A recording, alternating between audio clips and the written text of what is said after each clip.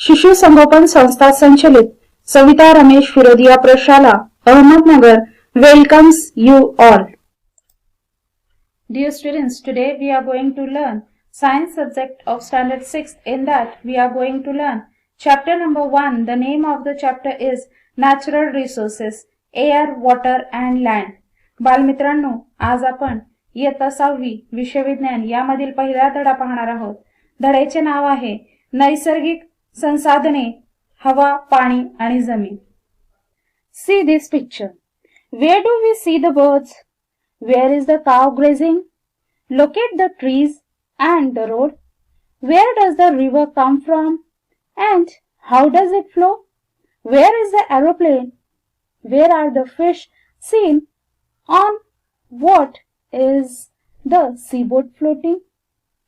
After watching this picture, we understand that some pictures are in water, some are on land, and some in the sky, that is, in the air. Thus, all things on the earth are associated with air, water, and land. Air, water, and land are called the Earth's atmosphere, hydrosphere, and lithosphere. या चित्राचे आपण निरीक्षण करायचे आहे. पक्षी कोठे आहेत? गाय कोठे चरत आहे? रस्ता, झाडे कोठे आहेत? नदी कोठून वाहत आहे? विमान कोठे आहे? मासे चित्रामध्ये कुठे दिसत आहेत? होडी कशावर तरंगत आहे? हे चित्र निरीक्षण करून आपल्या असे लक्षात येते की काही घटक आकाशामध्ये म्हणजेच हवेमध्ये आहेत, काही घटक पाण्यामध्ये आहेत, तर काही घटक जमिनीवर आहेत. पृथ्वीवर असणाऱ्या सर्व बाबी अशा प्रकारे हवा, पाणी व जमीन यांच्याशी संबंधित असतात. जमीन, पाणी व हवा यांना अनुक्रमे शिलावरण, जलावरण आणि वातावरण असे म्हणतात. Air, water and land are the factors important for sustaining the living world on the earth and for fulfilling their basic needs. They are called natural resources. पृथ्वीवरील सजीव सृष्टी टिकून राहण्यासाठी व त्यांच्या मूलभूत गरजा पूर्ण करण्यासाठी हवा, पाणी व जमीन हे घटक महत्त्वाचे आहेत. त्यांना नॅचरल रिसोर्सेस म्हणजेच नैसर्गिक संसाधने असे म्हणतात. Different living things occupy these three spheres of the earth. These living things and the part of the lithosphere, hydrosphere and atmosphere which they occupy are together called the biosphere. These spheres have formed on the earth naturally. विविध सजीवांचा वावर किंवा संचार या तीनही आवरणामध्ये असतो.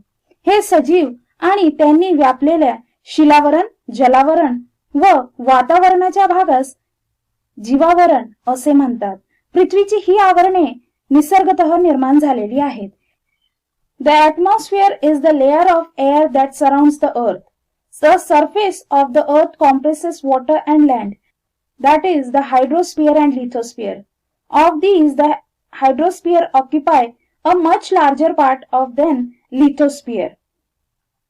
पृथ्वीच्या संभोवताली वातावरणाचा म्हणजेच हवेचा थर आहे. पृथ्वीच्या पृष्ठभाग पाणी आणि जमीन म्हणजेच जलावरण व शिलावरणाने बनलेला आहे. यापैकी जलावरणाचा भाग शिलावरणाच्या तुलनेत जास्त आहे. Here we can see the proportion of land and water. The 71% of water is present, only 29% of land is there. जमीन व पाण्याचे प्रमाण पाहणार आहोत. पृथ्वीवरती जमिनीच्या तुलनेत पाणी हे जास्त प्रमाणात आहे.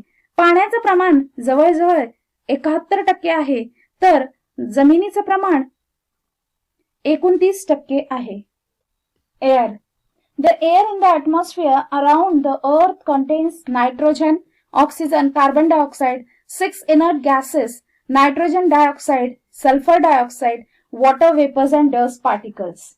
The troposphere contains about 80% of the total mass of the gases in the air, while this proportion is about 19% in the stratosphere. Further, in the mesosphere and ionosphere, the proportion of the mass of gases goes on decreasing. Gases are found in the exosphere and beyond. Air is a mixture of several gases. and is the chief constituent of the Earth's atmosphere. Besides these gases, air also contains water vapors and dust particles. The amount of the gases in the air is greater near the surface and decreases as we go higher and higher from the surface.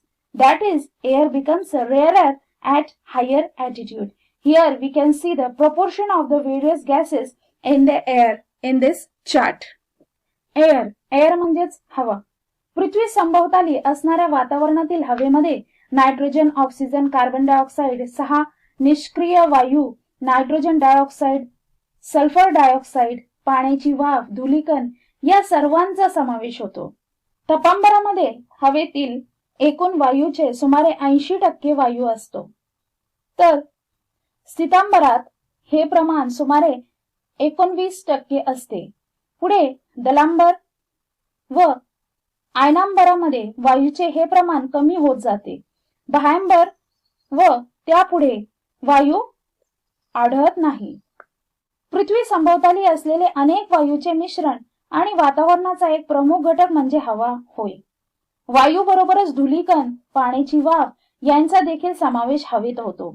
हवेतील वायूचे प्रमाण भूपृष्ठाजवळ जास्त व जसजसे पृष्ठभागापासून वर जावे तसतसे कमी होत जाते.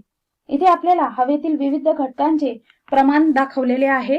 यावरून आपल्याला कळते की हवेमध्ये कोणत्या प्रमाणात कोणता वायू आहे. Here we can see some uses of gases in air. First is nitrogen gas. Nitrogen gas helps living thing to build the necessary protein. It is useful in the production of ammonia and in airtight packaging of foodstuff. Here we can see in this packaging the nitrogen gas is used. Next gas is oxygen. Oxygen is necessary for respiration in living things and for combustion. Here we can see the pictures of respiration and combustion. Use of carbon dioxide. Plants use it for producing food, and also it is used in fire extinguishers. Here we can see the use of carbon dioxide.